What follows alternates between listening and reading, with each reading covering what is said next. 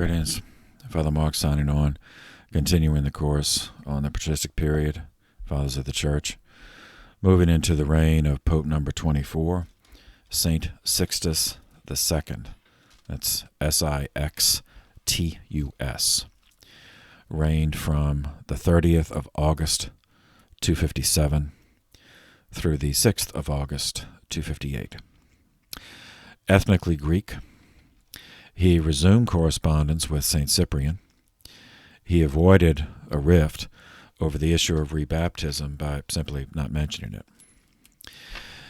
In August of 258, the Emperor Valerian was still alive. He escalated his Christian hunting by ordering the summary arrest and execution of Christian clergy, bishops, priests, deacons. On the 6th of August, 258, Sixtus and a group of the faithful were captured while celebrating Mass in a cemetery in a catacomb belonging to Praetextatus. Pope Sixtus was beheaded, and 6 deacons captured with him were executed the same day. A 7th deacon, St. Lawrence, was kept alive and tortured for 4 days in hopes that he would reveal the location of the papal treasure, the church's treasure. That was as much of a joke back then as it is now. People think, we can't even keep our churches and schools open, yet we have this vast hidden treasure somewhere. So St. Lawrence said, the church's treasure are the poor. Anyway, he was martyred, executed by martyrdom, as was Pope Stephen. And for 2 years, the church was sede vacante, had no pope. St. Cyprian was also martyred during this time on the 18th of September, 258. And we have an account of his martyrdom from one of his deacons, Pontius, St. Pontius the deacon. So it's a part of his full vita, of the full life he wrote of him. So we'll skip down to section 15, which covers the martyrdom. This after describing Cyprian's virtues. Quote, and these were the daily acts of a priest destined for a pleasing sacrifice to God, when, behold, at the bidding of the proconsul, the officer with his soldiers on a sudden came unexpectedly on him, or rather, to speak more truly, thought that he had come unexpectedly on him at his gardens. At his gardens, I say, which at the beginning of his faith he had sold, and which, being restored by God's mercy, he would assuredly have sold again for the use of the poor, if he had not wished to avoid ill will from the persecutors. But when could a mind ever be prepared? When could a mind ever prepared be taken unawares, as if by an unforeseen attack? Therefore now he went forward, certain that what had been long delayed would be settled. He went forward with a lofty and elevated countenance, manifesting cheerfulness in his look and courage in his heart. But being delayed to the morrow, he returned from the praetorium to the officer's house, when, on a sudden, a scattered rumor prevailed throughout all Carthage, that now Thasicus was brought forward, whom there was nobody who did not know as well for his illustrious fame and the honorable opinion of all, as on account of the recollection of his most renowned work. Thasicus is Cyprian, so that man I gave you, it's one of his, he was a upper class person, so they all had 6 names, and Thasicus is one of them.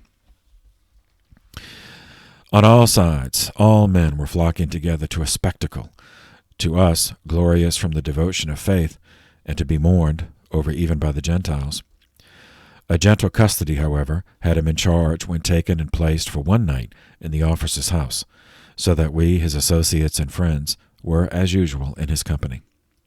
The whole people, in the meantime, in anxiety that nothing should be done throughout the night without their knowledge, kept watch before the officer's door. The goodness of God granted him at that time, so truly worthy of it, that even God's people should watch on the passion of the priest.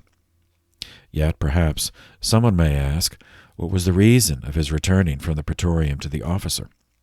Some think that this arose from the fact that for his own part the proconsul was then unwilling. Far be it from me to complain, in matters divinely ordained, of slothfulness or aversion in the proconsul. Far be it from me to admit such an evil in the consciousness of a religious mind, as that the fancy of man should decide the fate of so blessed a martyr. But the morrow, which a year before the divine condescension had foretold, required to be literally the morrow. Section 16. At last that other day dawned, that destined, that promised, that divine day, which, if even the tyrant himself had wished to put off, he would not have had any power to do so. The day rejoicing at the consciousness of the future martyr. And the clouds being scattered throughout the circuit of the world, the day shone upon them with a brilliant sun. He went out from the house of the officer, though he was the officer of Christ and God, and was walled in on all sides by the ranks of a mingled multitude. And such a numberless army hung upon his company, as if they had come with an assembled troop to assault death itself. Now as he went, he had to pass by the racecourse, and rightly, and as if it had been contrived on purpose, he had to pass by the place of a corresponding struggle, who, having finished his contest, was running to the crown of righteousness. But now that's okay. That passing by the site where previous Carthaginian martyrs like Perpetua and Felicity had been killed, and then the whole thing about the a year earlier, Cyprian had been granted an infused grace to know that he would be martyred in a year. So that's what that was. That's what he was talking about earlier. Okay, back to the quote. But when he had come to the praetorium, as the proconsul had not yet come forth, a place of retirement was accorded him. There, as he sat, moistened after his long journey with excessive perspiration, the seat was by chance covered with linen, so that even the very moment of his passion he might enjoy the honor of the episcopate.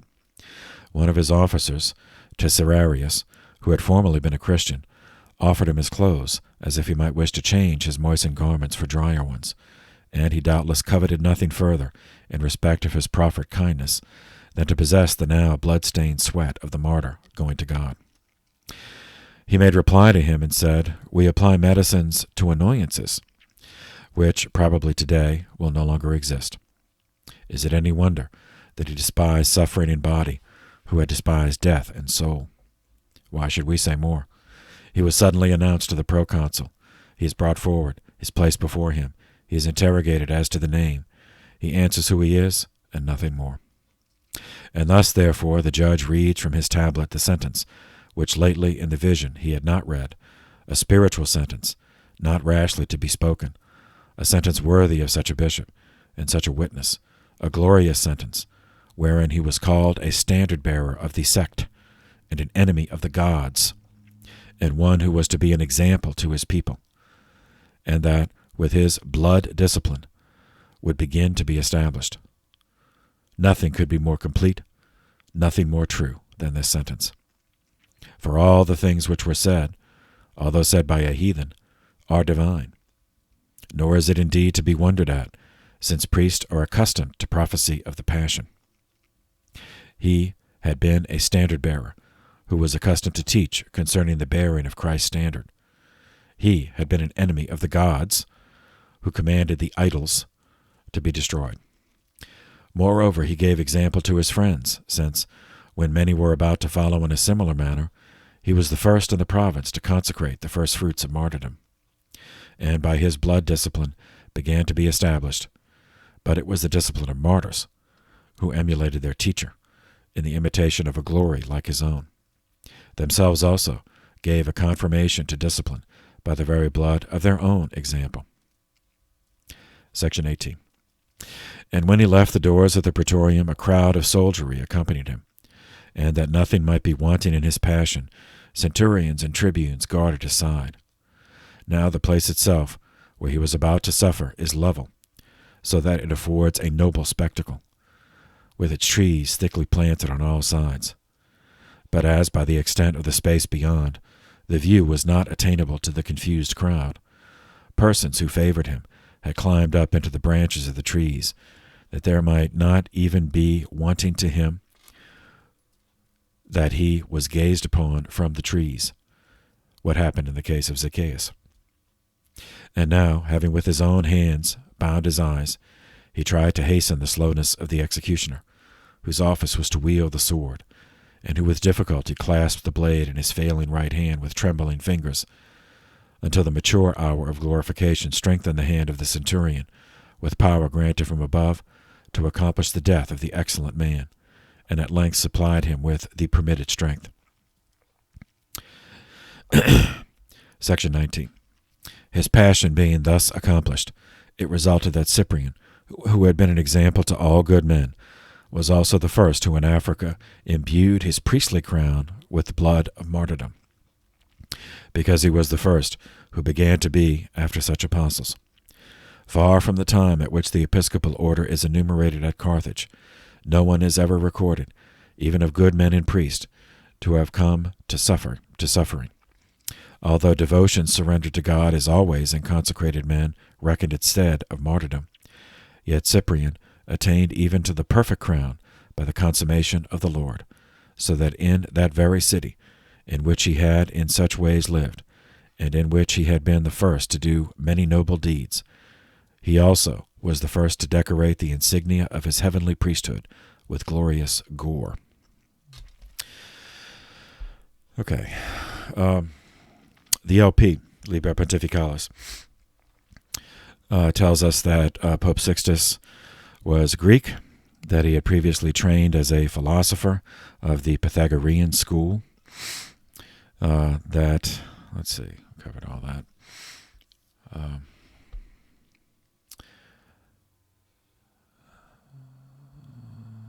That he held 2 ordinations in the month of December, though as usual the source doesn't give us the year, that he ordained 4 priests, 7 deacons, and 2 bishops, continuing the apostolic succession, that his remains were eventually reposed in the catacombs of St. Callistus on the Via Appia, and that on August 6th, and that the remains of Lawrence the deacon were buried at our crypt on August 10th on the Ager Veranos on the Via Tiburtina, and this is the site of what is now the famous pilgrimage church, St. Lawrence, outside the walls. Pope Sixtus was followed as Pope 25 by Pope St. Dionysius, and it is to his reign that we will turn next. For now, thank you for your attention. This session is adjourned.